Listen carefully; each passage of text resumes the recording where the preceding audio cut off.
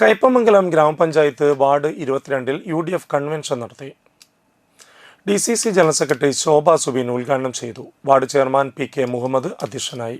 മുസ്ലിം league നിയോജകമണ്ഡലം secretary CA Jaleel മുഖ്യപ്രഭാഷണം നടത്തി. DCC general secretary PMA Jabbar, advocate PH Mahesh എന്നിവർ മുഖ്യാതിഥികളായി. 22-ാം വാർഡ് സ്ഥാനാർത്ഥി ഷാഹിർ പഴുപ്പറമ്പിൽ, ജില്ലാ പഞ്ചായത്ത് സ്ഥാനാർത്ഥി സലീം പുറക്കുളം, ബ്ലോക്ക് പഞ്ചായത്ത് സ്ഥാനാർത്ഥി Sheeba Satheesan, PK നിജുമുദ്ദീൻ, Anas Abubakar, CJ Joshi, KK Sekharan, TK Ubaid, KD Raju, PM Majeed, KB Faisal, Shiyab Muhammad എന്നിവർ സംസാരിച്ചു. വോട്ട് ചെയ്യണം എന്ന് നമ്മൾ തീരുമാനിക്കണം.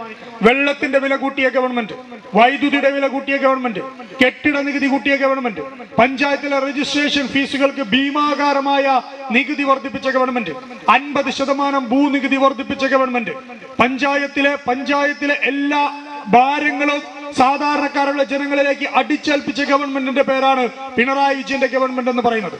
ഒരു വണ്ടിയെടുത്ത് പെട്രോൾ അടിക്കാൻ പമ്പിലേക്ക് ചെന്ന് 1 ലിറ്റർ പെട്രോൾ അടിച്ചാൽ 2 രൂപ പിണറായി വിജയന്റെ ഗവൺമെന്റിലേക്ക് കെട്ടിവെക്കേണ്ട ഗതികേട് സെസ് ഉണ്ടാക്കിയ ഗവൺമെന്റ്.